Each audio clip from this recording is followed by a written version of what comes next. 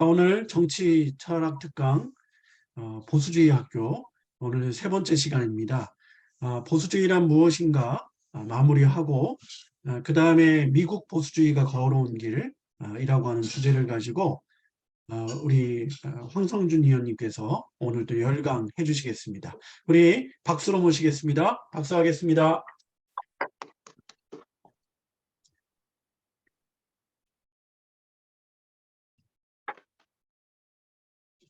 예, 진행해 주시면 되겠습니다. 우리 김홍준 화면 목사님이 공유가 안 되는데요, 저는. 열어놨습니다. 화면 공유할 수 있도록. 그래요? 예, 예. 왜 뭐가 잘못인지 지금 모르겠는데. 예, 화면 공유가 되고 있는 겁니다. 황 의원님. 그래요? 근데 예, 왜 예, 예. 보통 하면은 이게 나와야 되는데.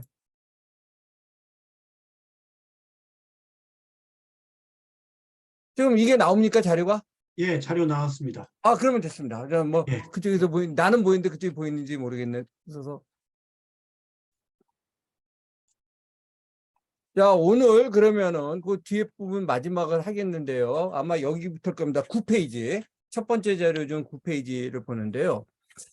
사실 이제 이 보수주의가 제가 거듭 얘기하지만 이제 고전적 리버럴리즘을 지키는 것, 그다음에 또 하나는 서구 문명을 지킨다라고 얘기했는데요.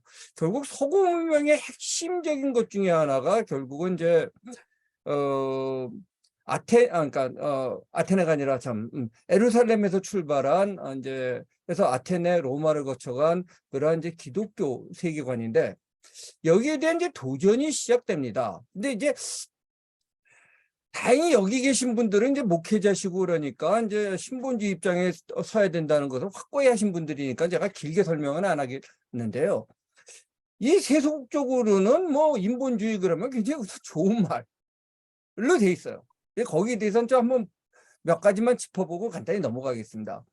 우선 프로메테우스 신화.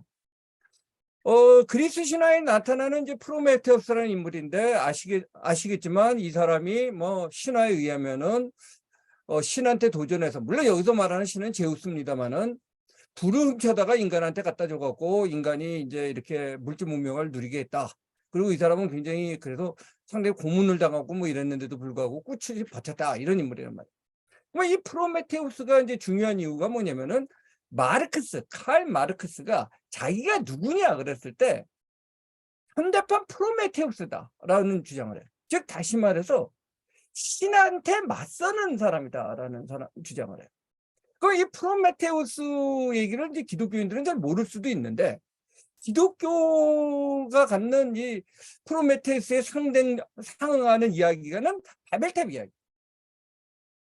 즉 바벨탑 이야기에서 나타나는 것은 뭐냐면은 결국 인간이 신과 같은 존재가 되려고 도전하다가 혼나고 그래서 언어도 이렇게 다양하게 되는 뭐 이러한 이야기란 말이에요.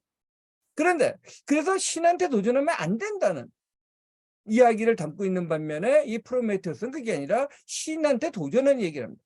그다음에 오늘 이제 이런 강의가 시작되기 전에 조중민 목사님께서 이제 니체 얘기를 하셨는데 맞습니다. 정확히 보셨어요. 우리는 진리가 우리를 자유롭게 한다라고 믿는데 니체는 진리로부터 자유로워져야 된다는 생각을 갖고 있습니다. 그래서 해방을 강조하는 게 그거죠. 그래서 이제 우리가 조심스럽게 봐야 되는 게요. 사람이 먼저다는 건데 소위 말하는 우리가 도처에 가면 요즘에 뭐 사람 중심 세상 뭐 이런 얘기를 해요. 솔직히 말해서 이게 조금 약간 잘못 얘기하면 또 논란이 될 얘기지만 우리나라에서 사람 중심 사상이라는 건 사실 북한 김일성의 주체 사상에서 나오는 건데 근데 일단 뭐 사람이 뭐 중심이다 그러니까 좋아 보여요. 뭐 인간을 위해야죠. 뭐 우리 기독교도 사람을 위한 거지 사람을 뭐 해치자 사람을 죽이자 뭐 이런 사상은 아니겠죠. 그런데 사람이 먼저다라고 하는 것을 잘 생각해 봐야 됩니다. 이것은 뭐냐면은 이 프로메테우스 사상에서 나와서 결국은 신보다 인간이 위에 있다는 걸 얘기하려고 합니다. 그러면 이 주체 사상 얘기는 조금 뭐 여기서 생략하겠습니다. 그러면 이 인본주의, 여러분들 이제 르네상스에 대해서도 한번 얘기를 생각해 봐야 되는데요. 뭐 르네상스 자체를 제가 다 부정하려고는 아닙니다. 르네상스의 가장 핵심적인 내용을 하나 짚고 넘어가려고 합니다. 바로 이제 루크리티우스라고 하는 인물이 있는데 이 사람은 원래 고대 그리스 인물입니다.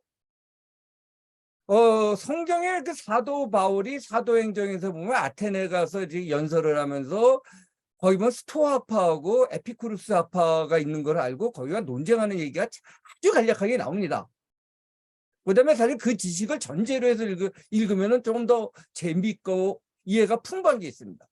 근데 바로 그리스 로마 철학에, 그러니까 기독교가 들어오기 전에 그리스 로마 철학의 상당히 양대 세력이라고 할 수 있는 것은 스토아파와 에피쿠루스파인데, 뭐 스토아파는 오늘 뭐 좀 약간 결이 다른 얘기 때문에 좀 약간 제끼고 보면 바로 에피쿠루스파입니다. 에피쿠루스파 그러면 한국에서 고등학교 때 어떻게 보냐, 쾌락주의 학파다 이렇게 봐요.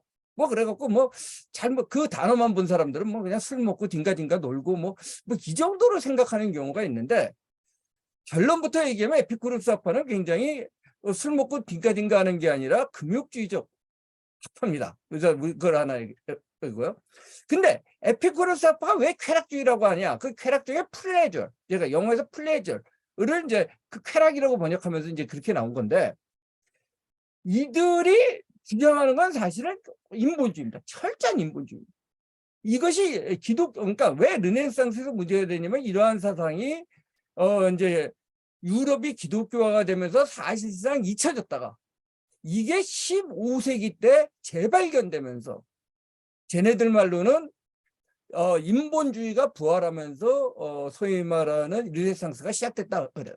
그러면 이 사람이 쓴 책이 뭐냐면은, 뭐 제가 뭐 영어로 보면 On the Nature of Things, 그러니까 뭐 물질 사물의 본질에 관하여 뭐 이 정도로 번역을 합니다. 여기서 내추럴 본질, 이 핵심 내용을 제가 그냥 영어, 물론 원문은 영어가 아니죠. 원문은 이제 고대 그리스어겠죠. 그렇지만 이제 영어로 많이 읽히니까 영어를 좀 옮겨놨습니다. 뭐 영어 보면은 뭐 이렇게 현기증이 나신다 그런 분도 있지만, 여기 영어 사실 단어가 조금 이제 쉬운 영어입니다. 한번 같이 한번 읽어보겠습니다. 이게 왜냐면 그만큼 핵심적인 사상이기 때문에 그렇습니다. 뒤에 가서 르네상스나 계몽주의나 심지어는 니체의 이 인본주의를 이해하려면 이걸 이해해야 됩니다. Everything is made of tiny invisible particles. 모든 것은 보이지 않는 조금만 분자, 심지어는 아톰으로 만들었다. 여러분들 놀랍지 않아요? 우리가 원자론이라고 해서 원자 나오는데요. 이미 고대 그리스에서 에피쿠루스아파는 원자를 얘기했습니다. 사실 이런 걸로 돼 있다. 그다음에 두 번째가 그다음에 이제 뭐 중간에 빼놓고 읽으면은 굵은 문제면 No creator or designer. 이건 자연 발생적으로 생긴 거지, 어떤 이것을 만든 창조자라든지 디자인은 없다. 이게 무슨 소리죠? 신은 없다는 얘기입니다. 즉 다시 말해서 이 인본주의의 기본은 뭐냐면은 자연주의적 바탕입니다. 그러니까 굉장히 자연으로 저절로 만들어진 거라는 걸 전제로 할 거예요. 그러다 보니까 이제 굵은 글씨만 보겠습니다. 그 다음에 by random choice. 랜덤 그러면 랜덤하다 이렇게 그냥 제비뽑기 주사위 던지는 거죠. 그러니까 우연으로 만들어진 거다. 그러니까 물질이 있다가 우연히 뭐 이렇게 해갖고 진화도 되고 그래갖고 만들어진 거다 이거. 만약에 이거 우리로 대비해서 얘기하면요, 우리는 창조자가 존재하고 창조주의 플랜에 의해서 이 우주가 만들어졌기 때문에 우리는 그래서 코스모스라고 합니다. 코스모스라는 말이 우주로 되어 있습니다만은, 코스모스라고 하는 것은 굉장히 질서가 있는 세계를 얘기합니다. 단순히 하우스가 아니라. 그런데 웃기게도 여기서 이제 이들은 인간은 이런 얘기를 합니다. 인간이 중심이라고 하지만 사실은 고백을 합니다. Humans are far from unique. 인간은 별로 그렇게 유니크한 존재가 아니에요. 사실 이런 사상에서는 인간이 유니크할 이유가 없습니다. 그 다윈 얘기할 때도 말씀드렸지만, 인간이 유니크한 것은 우리 창세기에 나온 얘기이기 때문에 유니크하다고 해석되어 왔던 거예요. 제가 하나님의 형상을 따라서 지은 존재인데, 이거 뭐야, 그냥 물질이 이렇게 단세포 생물이 다세포가 되고 이렇게 발전했으면 별로 유익한 거 아니에요. 따라서 그 다음에 굵은 것이 the soul is material. 그래도 영혼이 있다라고 생각을 했어요. 에피쿠르스 아파는. 근데 영혼도 물질이라고. 그러니까 영혼이라는 게 프네브마. 그러니까 하나의 혼, 바람, 기운 뭐 이런 건 있는데 그것도 물질이단 말이에요. 그리고 육체가 죽으면 영혼도 죽는다. 뭐 내세 같은 거 없다. 근데 요즘에 이제 현대 소위 말하는 정신과학, 진화, 정신학 뭐 이런 사람들이 이런 소리 하죠. 뇌과학 얘기할 때 인간의 영혼이란 거는 뭐 결국에 뇌에 있는 뇌피질의 물질이지 뭐 별거 아니다. 뭐 이런 식의 해석들을 요즘에 무지하고요. 심리학 같은데 이런 걸 바탕으로 해서 심리학 해석을 하고 상담을 하고 그러고 있죠. 그러다 보면 쭉 보면 뭐 나중에 천천히 보고 The highest goal of life. 그러면 왜 사냐? 너 왜 사니? 라는 질문이에요. 사실 정치 철학이든 종교든 보통 사람한테 던지는 가장 화두는 뭐냐면 너 왜 사니예요. 그리고 왜 사니? 그다음에는 어떻게 살아야 되냐라는 문제인데 이렇게 되면 뭐죠? 자, 우리는 왜 사냐면은 뭐 여러 가지 있지만 뭐 여기서 뭐 목사님 다양한 말씀하셨지만 제가 본 것은 그 웨스트민스터 고백서에 보면은 인간은 왜 사느냐 뭐 하나님을 기쁘게 하기 위해서 하나님의 은혜에 보답하기 위해서 산다 뭐 이런 구절이 있는 걸로 아는데 어쨌든 이들을 보면 왜 사는 이유가 없어요. 여기서 이제 이런 바탕에서 사르트르의 그 실존주의 같은 거 나온 거예요. 그냥 내가 목적을 세우고 사는 거예요. 근데 이제 그런 실존주의로까지 안 갔을 경우에 enhance pleasure and avoid pain이에요. 그냥 그래서 이제 쾌락주의 학파라고 불린 거예요. 여기서 플레저, 뭐 기쁨, 쾌락, 즐거움 이거를 증가시키고 그다음 페인을 될 수 있으면 피하는 거예요. 그리고 여기서 플레저나 페인은 사실 정신적인 게 아니라 대부분이 물질적인 겁니다. 왜냐? 여기서 있죠. 소울 이즈 매터래요. 영혼도 물질인데 그러다 물질적인 게 행복하면 영혼도 행복하다는 얘기가. 그리고 delusion is worst of all obstacles to pleasure. 이게 뭐예요? 환상은 바로 이런 기쁨을 만드는데 가장 뭐 이렇게 장애 중에서 최악이라는 건데 이게 이제 여기서 딜리전은 종교 뭐 이런 것까지 다 포함해서 이들은 보는 겁니다. 어쨌든 이 에피쿠르스 학파는 당시 세이버 이들이 구원자 뭐 심지어는 해석하기에 따른 구세주로 이제 불렸던 거고요. 자관 뭐 이들은 어떻게 생각하냐면 결국 피어 두려움과 그다음에 이러한 배인 디자이어 그러니까 사람이 힘든 게 뭐냐면 너무 욕망이 크니까 그걸 조절 못해서 힘드니까 이걸 벗어나기 위해서 그냥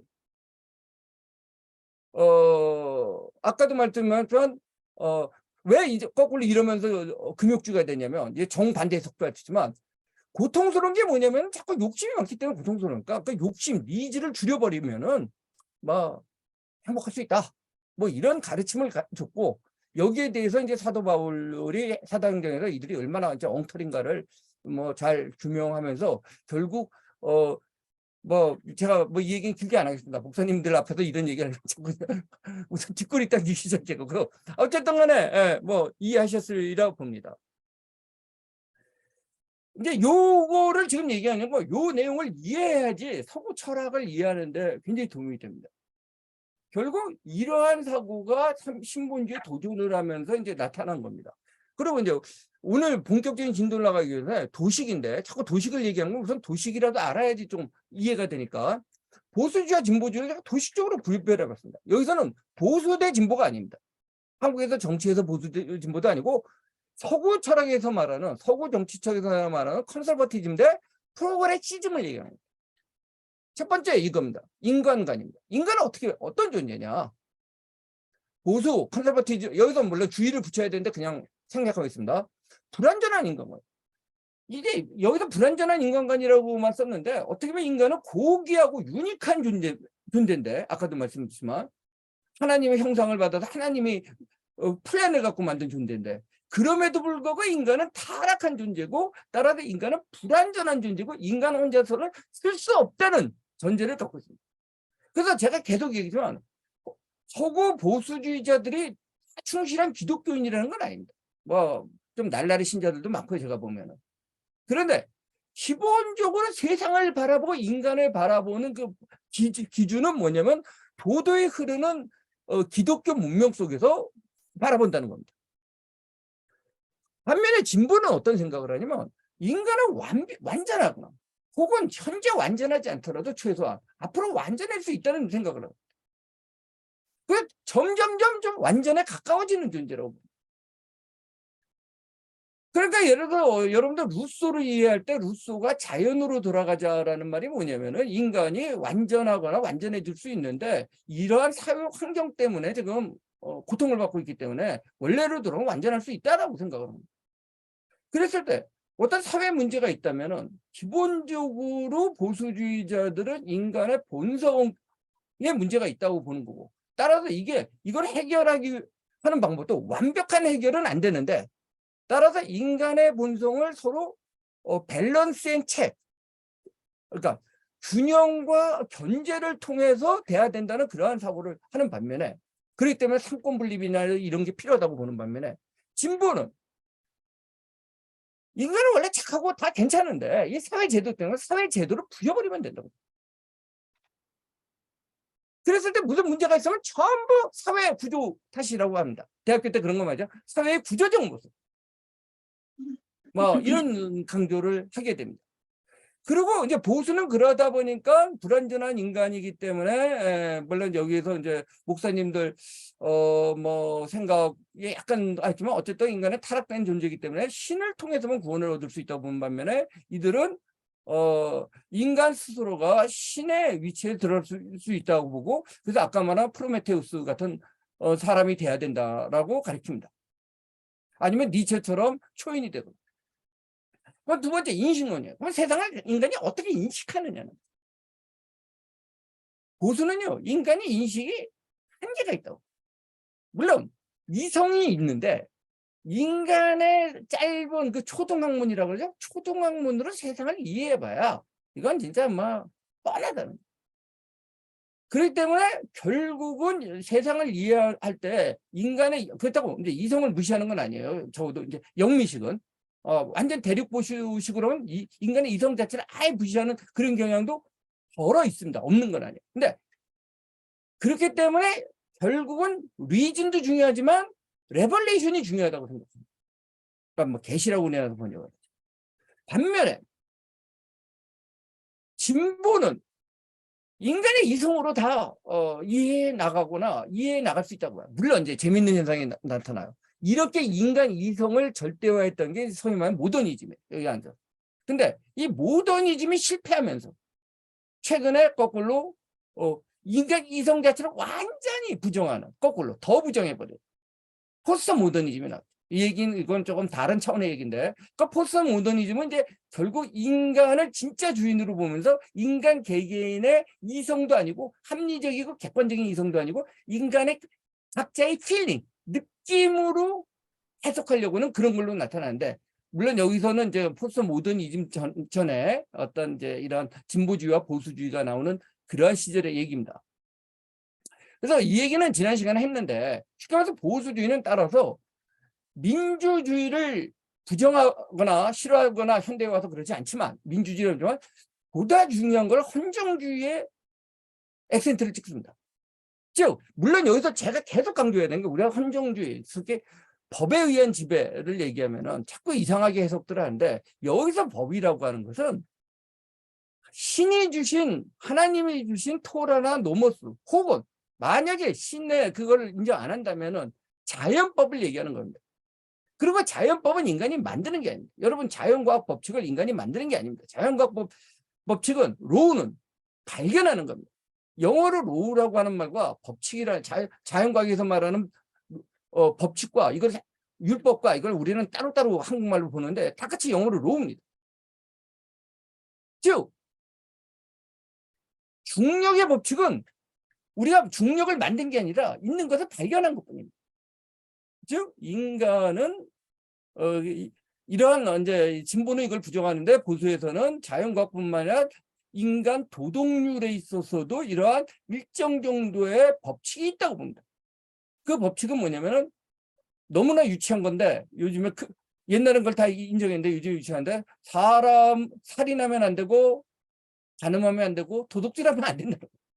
그런 것이 하면은 이 세상이 깨진다는 걸 하는데 요즘엔 뭐 그 대해서 반면에 진보에서는 민주주의를 강조합니다. 여기서 민주주의는 다수의 지배를 얘기합니다. 우리가 얘기해서 여러분의 각자 생각은 민주주의는 좋은 거다. 그래서 내 좋은 거를 그냥 다 민주주의자 뭐라는 게 아니라 다수의 지배입니다. 다수가 결정하면 됩니다. 국민이 원하면 됩니다. 물론 여기서 보면 다수가 원하면 돼요. 근데 보수는 다수의 결정이 옳을 가능성이 있지만 항상 옳다고 생각하지 않습니다. 그리고 다수로서 결정할 수 없는 게 있습니다. 즉 다수로 결정 못하는 게 뭐냐면요. 중력의 법칙이 없다라고 99%가 찬성한다고 해도 중력의 법칙이 있습니다. 적어도 지구 안에서는. 지구 밖을 벗어나면 중력의 법칙이 또 없는 데가 있죠. 그와 같이 법치 안에서 헌정적 질서, 즉 그다음에 자연법적 혹은 디바이너, 그러니까 신법이죠. 하나님이 주신 법 안에서의 다수결의 원칙이지, 뭐 무조건 다수결로 할 수 있는 문제가 아니다. 그래서 이제 이게 뭐 이러면 뭐 너무 추상적인 얘기 같으면 뭐 우선 미국이 그래도 현존하는 국가 중에서는 이게 좀 모범적이니까 얘기하면 미국에서는 다수결로도 절대로 바꿀 수 없는 거 뭐가 있죠? 생명, 자유, 행복 추구권. 이건 99% 찬성해도 안 된다. 그런데 인민민주주의는 51%가 찬성하면 그게 옳은 거예요. 제가 이제 물론 극단적인 예인데 극단적이가 실제로 있었죠. 히틀러. 아마 지체 정신 박약아들은 좀 이렇게 다 보내자. 사회 발전을 위해서. 다수가 찬성하면 맞는 겁니다. 근데 이런 보수에서는 그런 편익을 위해서 생명을 그렇게 뺏을 수 있다라고 생각하지 않습니다.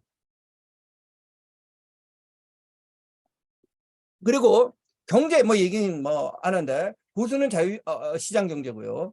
진보는 국가주도 경제입니다. 파시즘이든 코뮤니즘이든. 뭐 이거는 뭐 다른 뭐 우리 많이 봤으니까 사회 문제 바로요. 그러니까 사회 문제가 나올 때 진보는 이렇게 생각합니다. 모든 것은 상대적이다. 모든 것은 상대적이고 진리는 없어요. 다만 사회를 유지하기 위한 룰이 있을 뿐이에요. 그러다 보니까 그냥 뭐 다수가 결정하면 돼요. 보수는 절대적인 게 존재한다. 그리고 그런 사회 동목을 강조합니다. 이거 이런 원칙들 했고요. 뭐 이거는 좀 봤으니까 뭐 특별한 질문이 없으신 걸 같은데 혹시 있으면 해주시고 아니면 원래 오늘 진도를 나가는데 2장으로 가보겠습니다. 어떻게 생각하십니까? 질문 있습니까? 그럼 없는 걸로 알고 뭐 나중에 생각해서 또 하셔도 좋고 그러면 2장으로 넘어가. 네? 예, 넘어가도 될 것 같습니다. 2장으로 넘어가겠습니다.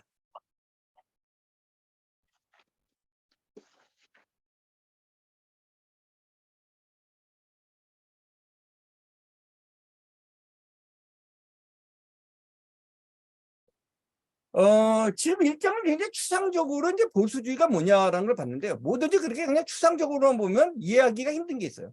제가 이제 미국 얘기를 하는 이유는 뭐 꼭 미국이 좋아서 미국을 알자 뭐 이런 점도 솔직히 있는데 그것만이 아니라 하나의 예예요. 예를 통해서 실질적인 상황을 봤을 때 이해하기 좋기 때문에 미국 얘기를 한 겁니다. 그런 의미에서 좀 바라봐 주시면은 좋다. 생각을 합니다. 자, 미국의 보수주의란 뭐냐면은 좀 정리를 해보겠습니다. 영국에서 이제 보수주의가 생기는 것이 보면은 이제 클래시컬 리버럴리즘이 있는 속에서 프랑스 혁명을 보면서 이건 저건 아니다. 저건 뭐 우리도 이성을 존중하지만 저건 이성의 폭주다. 뭐 이성을 무시하면서 뭐 그냥 옛날 것만 지키자고 하는 그러한 대륙식 보수주의도 문제가 있지만 뭐 이성으로서 뭐 이 질서를 다 뽀개자는 그러한 식의 프랑스 혁명적 사고는 틀렸다라고 생각하면서 영국의 이제 에드먼드 버크라고 하는 사람 중심으로 해서 이제 영국의 보수주의가 이제 나오게 됩니다. 그런데 미국은 이제 재밌게도 이미 그러한 제가 계속 강조했던 스코틀랜드 엔라이트먼트, 스코틀랜드 계몽주의를 바탕으로 하고 그러한 피그적 전통, 즉 나중에 에드먼드 버클이 이어지는 그러한 전통을 이미 바탕으로 해서 만들어진 나라가 미국입니다. 그래서 미국은 애초부터 자유의 나라로 만들어졌고요.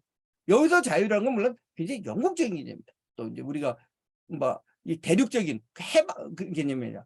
그래서 별로 그렇게 뭐 진보다 보수다 할 것 없이 쭉 있어왔습니다. 그런데 미국은 아시겠지만 미국은 공식적으로는 국교가 없었고 지금도 공식적으로는 없습니다만은 사실상 미국은 뭐 적어도 20세기 초반까지는 그냥 기독교 국가였습니다. 뭐 헌법에 나오고 뭐 공식적인 국교는 아니지만 그냥 사회적인 흐름으로 뭐 다소 다른 것이 있다 하더라도 그냥 소수로 좀 있는 거고 그냥 뭐 심하게 말 아랍 세계에도 뭐 기독교도 있고 이런 것처럼 뭐 그냥 그렇지만 아랍 세계를 이슬람 국가로 하는 것처럼 기독교 국가였습니다. 그리고 뭐 길게 말씀드릴 필요 없이 미국의 종교의 자유라고 하는 것은 사실은 기독교 교파 안에서의 자유입니다. 사실은. 근데 이 점에 대해서 제가 길게 다시 얘기할 필요는 없습니다. 그런데 이제 미국에서 갑자기 이제 보수주의라는 말이 사용되고 보수주의를 탐색하게 된 정치적 계기는 여기서 이제 정치 운동으로 또 보는 거니까 프랭클린 루즈벨트의 등장입니다. 글쎄요, 여러분들 이제 어떻게 생각하시는지 모르겠고, 우리나라에서는 이제 재밌게도 보수라고 불리는 한국에서 정치적 보수라고 하는 쪽에서도 프랭클린 루즈벨트에서 굉장히 좋게 배웠어요.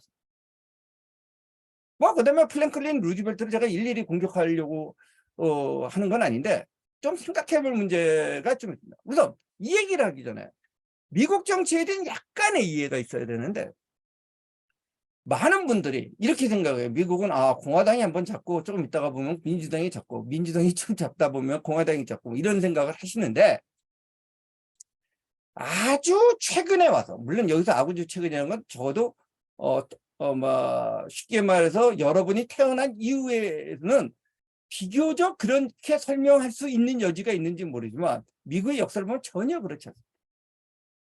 간단히 말씀드립니다. 아주 간단히 얘기하면 미국 공화당이라고 하는 것이 이제는 링컨이 만든 당입니다. 바로 링컨 전까지는 이제 미국이 이제 건국의 아버지들 해갖고 이렇게 좀 사실 공화당 민주당 체제도 만들어지지 않아요. 링컨 때 만들어지는 거. 근데 여러분들 링컨 이후에 프랭클린 루즈벨트가 집권하기까지 미국 대통령은 물론 예외가 조금 있어요. 윌슨이라든지 예외가 전혀 없는 건 아니에요. 그냥 공화당이 있습니다. 공화당.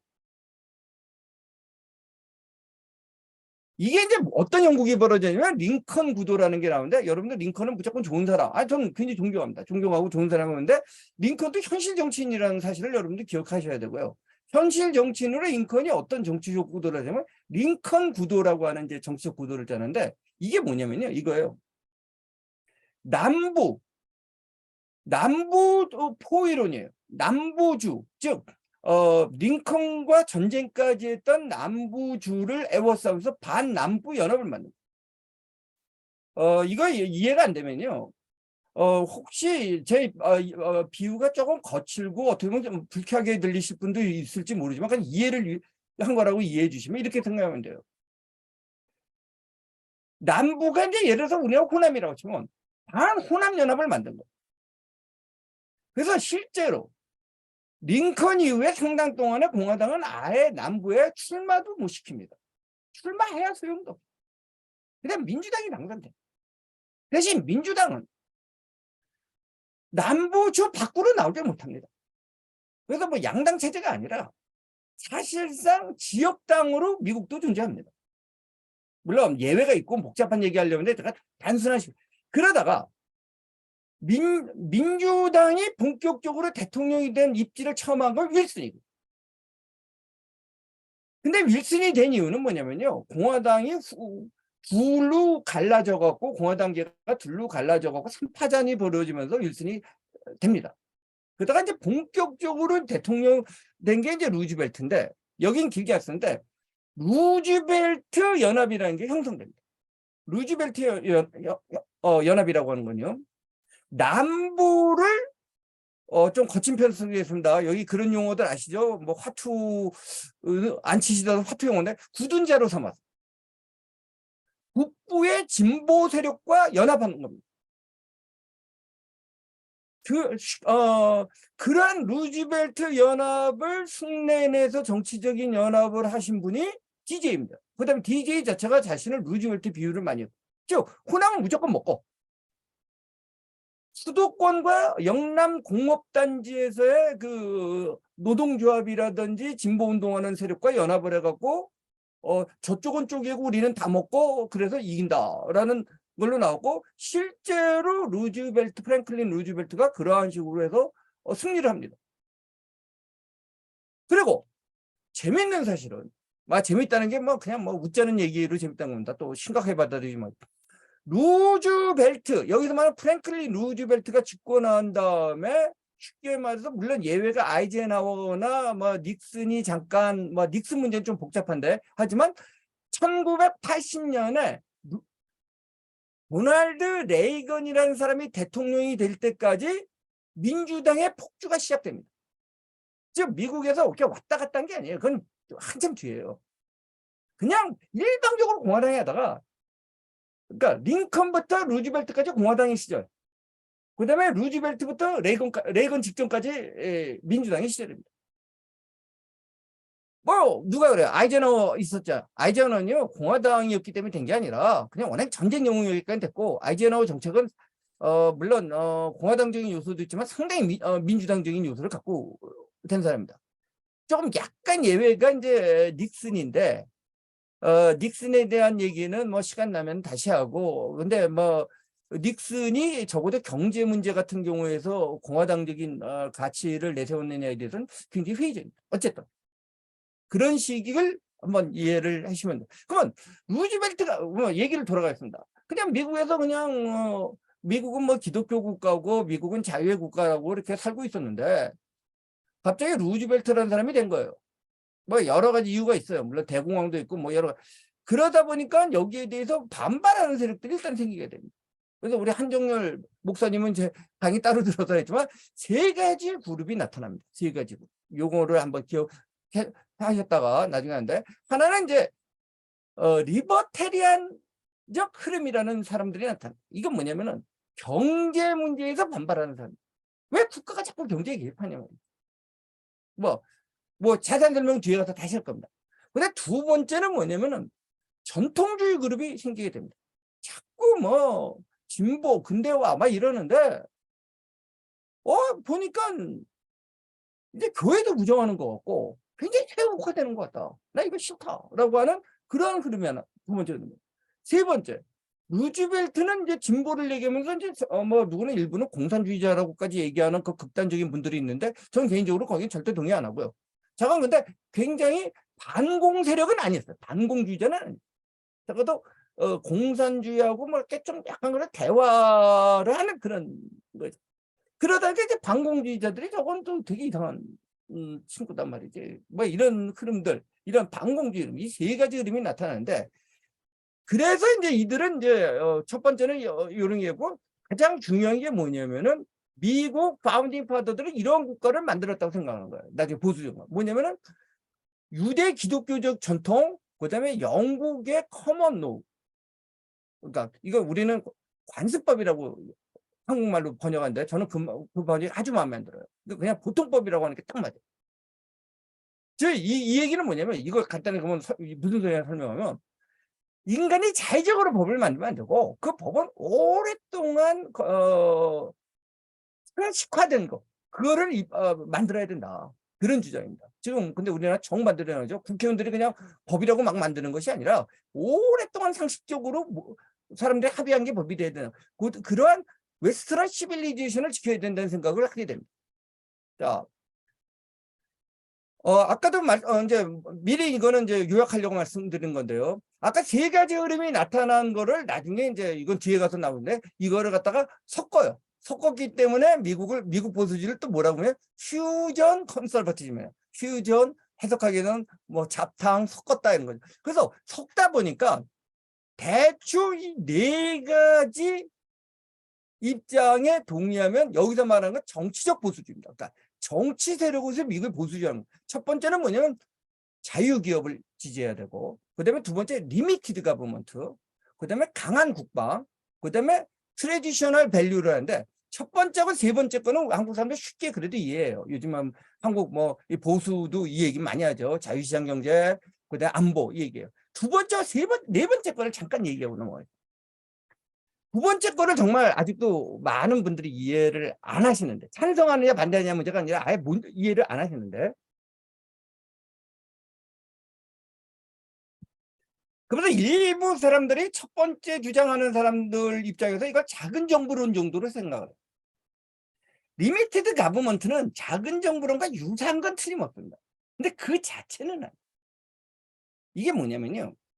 근데 한국은 보수조차도, 보수라고 부르는 사람도 리미티드 가버먼트가 아닌 경우가 많아요. 한국은 국가가 모든 걸 다 해줘야 되는 생각을 합니다. 뭐 이 말하면 또 이렇게 저도 욕먹을 수도 있고 뭐 좀 그런데, 마땅간에 뭐 이런 주장만 소개를 하겠습니다. 예를 들어 이번에 이태원 사건 났을 때도 윤석열 대통령께서도 뭐 국가가 지켜주지 못했다 뭐 이런 얘기를 하는데, 이건 사실 영미 보수주의 원칙과는 틀린 얘기입니다. 영미 보수주의 원칙은 국가가 뭐 지켜줄 수 없어요. 심하게 얘기하면요, 너를 국가가 일일이 지켜주려고 들면 안 된다는 생각까지 합니다. 거기서는 약간 논쟁이 있는데, 만약에 그게 아니라 국가는 국가가 하는 일만 해야 돼. 그리고 국가의 권력은 제한돼야 돼. 국가가 무한한 권력을 가지면 안 됩니다. 여러분들 영국에서 그 마그나 카르타 대헌장이라는 거 아마 세계사 시간에 배운 기억이 나실 텐데, 마그나 카르타의 기본 핵심은 뭐냐면은 왕권을 제한한 겁니다. 국가 권력을 제한한 거예요. 국가 너 마음대로 하면 안 돼. 그리고 이 사고는 뭐냐면요, 종교 개혁 이후에 헤브라이즘, 즉 구약에 대한 탐구, 종교 개혁에서 구약을 보면서 한 거예요. 이스라엘 봐라. 다윗이 사울이 자기 마음대로 하지 않았나? 다윗이 사울이 법 만드는 거 봤니? 법은 이미 주어진 거고, 다윗과 사울은 그 법 안에서 하는 거야. 그다음에 다윗과 사울도 법 어기면은 혼나. 그러한 사고로 갔기 때문에 국가가 모든 것을 갖고 휘둘른다는 것은 데스포티즘으로 본 거예요. 전제주의로 본 거예요. 그리고 미국의 메이플라워를 타고 간 사람들이 대부분은 뭐냐면은 그 데스포티즘이 싫어서 간 거예요. 그리고 행복은 내가 찾겠다. 내가 하겠다. 그러면 여러분들 데스포티스라는 말을 한번 뭐 필기할 분만 한번 필기하고 한번 나중에 성경책도 한번 찾아보시면 재밌는데요. 우리가 이제 데스포티스 데스포티즘 그러면 전체주의, 전체 이렇게 일반 세속에서 배웁니다. 이게 성경에 무지 많이 나온다는 겁니다. 그 사실을 이해 못하시고 거나 혹시 모르고 넘어가는 경우가 있는데요.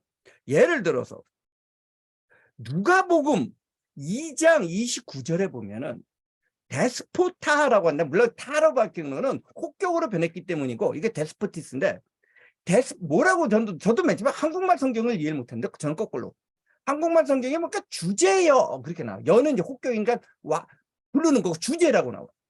아, 이게 한자라도 적어주지. 그냥 주제, 그러니까 주제가 뭐지? 진짜 저는 이해 못했어요. 진짜 죄송하지만 진짜 이게 암호의 동문 같더라고. 저는 이거 영어나 이거 보고 겨우 이해했어요. 한국말로 절대 이해 못했어요. 왠지 주제라는 말을. 그리고 사도행전 4장 24절에 보면은 이거를 갖다가 대주제라, 여기서 큰 대자로 붙여놨더라. 이게 영어로는 뭐냐면 이게 서버린이에요. 주권이란데, 주권자. 모르겠어요. 뭐 제가 뭐 성경 번역 뭐 이런 거 얘기하는 거 아닌데, 제가 영어로, 그런데 더 재밌는 거는 이게 주권자라는 의미뿐만 아니라, 예를 들어 디모데전서 같은 경우에는 상전들이라고 번역하는 데도 있고요. 디모데후서에는 주인이라고, 영어로는 메스터고 뭐 이렇게도 번역됐어요. 그러면 이게 난 번역 틀렸다는 게 아니에요. 진짜 저는 어떨 때 보면 야, 어떻게 이렇게 번역을 잘하셨지 하는 감탄할 때가 있습니다. 감탄할 때가 많은데, 문제는 어쨌든 간에 암만 번역을 잘하더라도 한국말 이렇게 그 언어가 똑같은 말은 아니기 때문에 잘못하면 이 사람 이렇게 공통된 부분에서 있기 때문에 이단으로 번역했는데 공통 부분 아닌 걸로 해석을 하는. 그러니까 번역은 잘 했는데 다른 의미로 받아들이는 경우가 종종 있다라고 생각합니다. 여기서 데스포스라고 하는 말은요, 이런 뜻이에요. 절대 권력자, 절대 권력. 즉 다시 말해서 대부분이 서버린이고 주권자고요. 이것은 이스라엘 민족한테 주권자는 누구죠? 하나님이에요, 바로. 어휴. 그런데 인간이 데스포스 하려고 하는 인간들이 있어요, 옛날에. 이거 아주 나쁜 놈들이에요. 기독교적 세계관은. 그렇기 때문에 제가 늘 얘기했지만 왕, 바실레우스 뭐 이런 것까지는 돼요. 이건 뭐 예를 들어서 다윗도 바실레우스. 근데 데스포스가 되는 거는요, 이건 인정할 수 없는 거고, 이건 뭐 신학적인 논쟁이 있기 때문에 제가 길게 얘기하지 않는데, 예를 들어서 뭐 켈빈 같은 경우에 절대로 뭐 세상 권력에 도전하지 말라 그래서 이제 그 로마서에 나오는 그걸 바탕으로 해서 이 권력이라는 게 다 하나님이 주신 거다라고 이제 그렇게 해석을 하는 반면에, 또 바자 같은 경우에는 그 문제 잘 읽어봐라. 세상 권력은 다 하나님이 주신 거 맞는데 쟤는 그러니까 권력이 아니다 이거야. 하나님이 주신, 거꾸로 해석하면 하나님이 주신 게 아닌 게 쟤는 권력이 아니다는 거야. 왜 권력이 아니냐?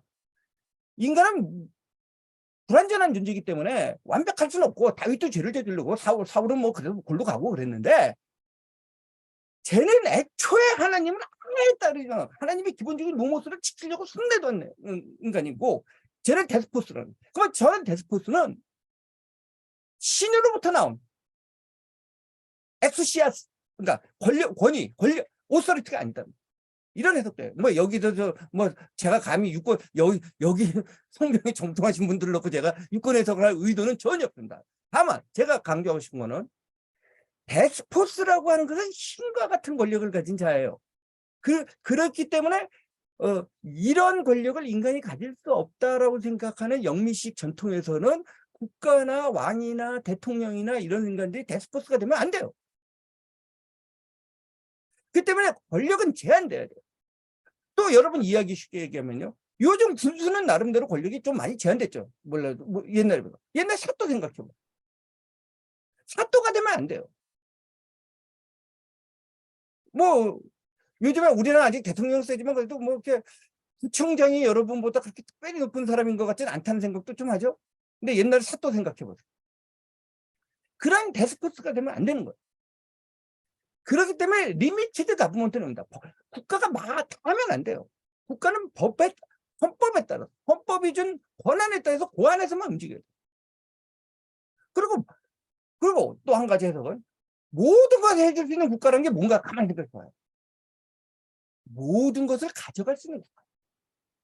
그리고 그거는 이미 사사기라든지 사무엘에 그런 게 나옵니다. 국가가 뭐냐, 왕이 뭐냐, 너 왕 자꾸 만들자고 하니까 왕이 그러면 너네들 다 데리고 와, 너네들 재단한테 책임도 받을 거고, 그다음에 뭐 남자는 밑에서 시종될 거고, 여자는 밑에서 또 뭐 시녀가 될 거다, 막 이런 정확한 한국어 성경 구절은 모르지만 제가 뭘 말씀하려고 이렇게 됩니다. 그나마도 더 웃기는 거는 뭐냐면요, 그래도 이게 왕을 세우니까 왕한테 세금 내라고 하죠. 사도 바울도 다 세금 내라고 하고. 근데 중세 때 세금은요, 뭐죠? 왕이 세금 가져갈 수 있는 최대 범위가 10%예요. 그러니까 교회 11조 내고 국가한테도 굳이 말하면 11조 내는 건데, 무한 권력을 가진 국가는 다 가져갈 수 있어요. 그럼 무한 권력을 가져야지 저희가 신처럼 해요. 가장 그런 데가 어디죠? 가장 여러분 이야기 좋은 나라가 있어요. 조선민주주의인공화국이라는 데. 데스포스. 내가 신이고 내가 행복을 주고 내 멋대로 다 하고 너네 가진 거 다 내 거고, 따라서 내가 은덕으로 너네들 다 나눠줄 수도 있고. 근데 한국 풍토에는요, 보수든 진보든 굉장히 전지전능한 국가를 원하는, 하나님과 같은 국가를 위해서 이 국가가 행복을 줄 수 있다는 그러한 생각을 강하게들 하고 있습니다. 그 점에 이 영미식 보수주의가 하고는 약간 요즘 젊은 세대는 좀 다른데, 영미식 보수주의는 개인을 강조하고 개인의 책임, 자유를 강조하고 또 따라서 개인의 책임을 강조합니다. 그다음에 자율적인 볼런티어한 집단의 활성화를 강조하죠. 국가가 나와서 다 하는 거 아닙니다. 근데 또 이러면 뭐 이태원에서 죽으네 뭐 어쩌고 저쩌고 뭐 이러면 제가 아주 나쁜 놈 되기 때문에 뭐 길게 말씀을 안 드리겠는데, 원칙적으로 보수주의는 만약에 그런 게 있으면은 개인들이 책임져야 되고, 아니면은 자발적으로 거기서 무슨 축제위원회 같은 게 만들어져서 움직이고, 또 만약에 굳이 축제위원회가 만약에 자기네 입맛 안 돼서 뭐 국가나 행정권력한테 도움을 받아서 그러면 같이 한다든지 이런 거지, 모든 국가가 알아서 뭐 이런 사고가 날 거를 다 분석하고 해갖고 뭐 안 하면 책임진다 이런 건 아닙니다. 그러니까 보수주의가 나쁘다라고 하는 진보주의자가 있다면 뭐 그것도 일리가 있다고 얘기합니다. 잠깐, 좋은 거 나쁜 걸 떠나서 보수주의 입장은 그런 국가 권력 지향적인 게 아니다. 영미식 보수주의는 그거를 거듭해요. 그래서 영미식 보수주의는 먼저 결국 또 한 번 얘기하는 게, 우리나라는 정교 분리라고 번역을 했는데 그것도 잘 생각해 보세요. 영어 The separation between state and church예요. 국가와 교회 분리입니다. 여기서 교회는 하나의 기관입니다. 그다음 국가도 기관입니다.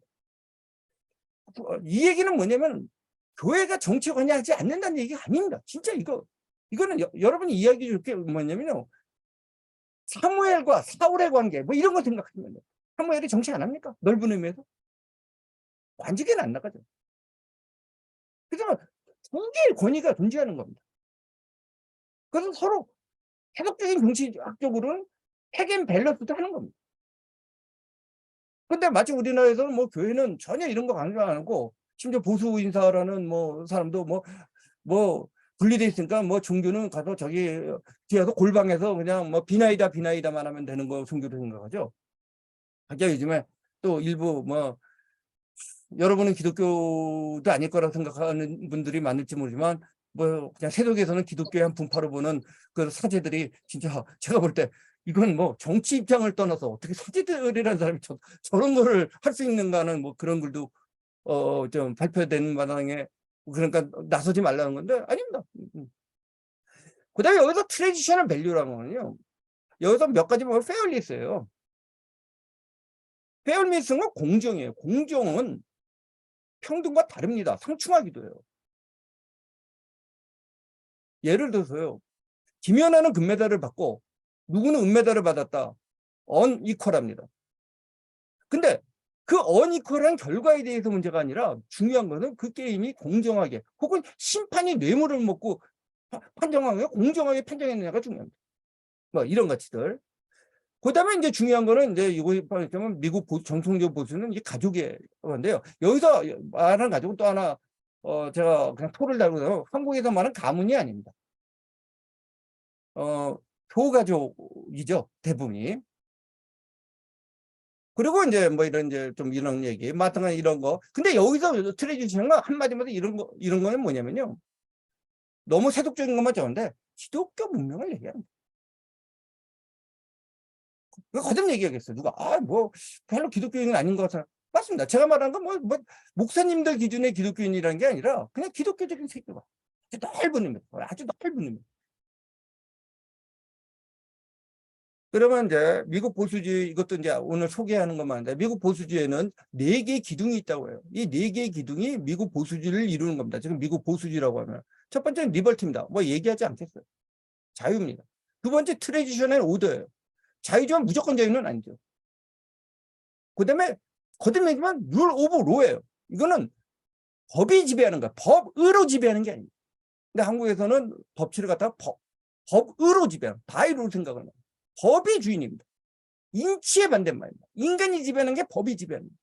사실은 하나님이 지배해야 되는데요, 하나님이 지배한다는 것은 세속에서 얘기할 수 없고요. 이 법이 지배. 그다음에 이게 이제 한국에서는 어떻게 받아들이지만 결국 하나님을 믿는 겁니다. 왜 이게 중요하냐면요, 단순히 기독교 입장이 아니라 이게 있어야지 절대적인 가치라는 게 나옵니다. 미국 헌법에서도 인간이 왜 평등하냐, 그냥 자명한 원리라고 나와요. 왜 자명해요? 하나님이 죽고 하나님 그럼 믿고 아멘한 얘기지, 그걸 갖다가 뭐 이성으로 인간이 왜 고귀한지 따져봐요? 인간이 이성으로 인간이 고귀한지 따져보면 별로 고귀하지 않아요. 제가 볼 때는, 제가 보는 게 니체처럼 별로 고귀하지 않아요. 그냥 물질 덩어리지. 뭐 근데 따지지 말자 그냥 아멘하면 돼요. 편이 좀 제가 잠깐 속되면은 좀 이해해 주십시오. 아, 이거 조 목사님 또 웃으시니까 갑자기 겁나네. 이거 뭐 갑자기 이거 뭐 평신도가 지금 이상한 소리 하고 있다 그런 표정으로 보지. 어떤 간에 그런 겁니다. 그래서 뭐 이것까지 얘기하려면 굉장히 복잡해지고요. 오늘은 제 생각에 여기까지 하겠습니다. 그리고 다음에는 미국 아까 말한 그 3대 원천 그 세 가지 흐름을 하나씩 좀 살펴보고 시간 나면 좀 더 나가는 거. 뭐 진도 나가는 게 중요한 게 아니기 때문에 뭐 제가 그래도 1시간 정도 떠들고 뭐 1시간 이상 떠들면 뭐 이렇게 별로 줌으로 하는 거는 좀 별로인 것 같아서요. 현장에서 하면은 좀 오래 떠드는데 줌으로 하면 뭐 자꾸 그 생각이 나요. 여기 세대에 따라서 어떤지 모르고 남성분들 중심이라던데 그 혹시 캔디라는 만화 아시는지 모르는데 캔디 만화 보면 주제곡이 거울 속에 나오고 이야기한다라는 대목이 나오는데 진짜 거울 보면서 나 혼자 떠드는 것 같은 느낌이 들어가고요. 앞동안에 뭐 질문 좀 받아보시고요 하고요. 그다음에 앞동안에 일단 뭐 오늘은 여기까지 진도를 나가도록 하겠습니다. 뭐 큰 의의가 없는 걸로 알고 그렇게 하겠습니다. 네, 감사합니다. 감사합니다.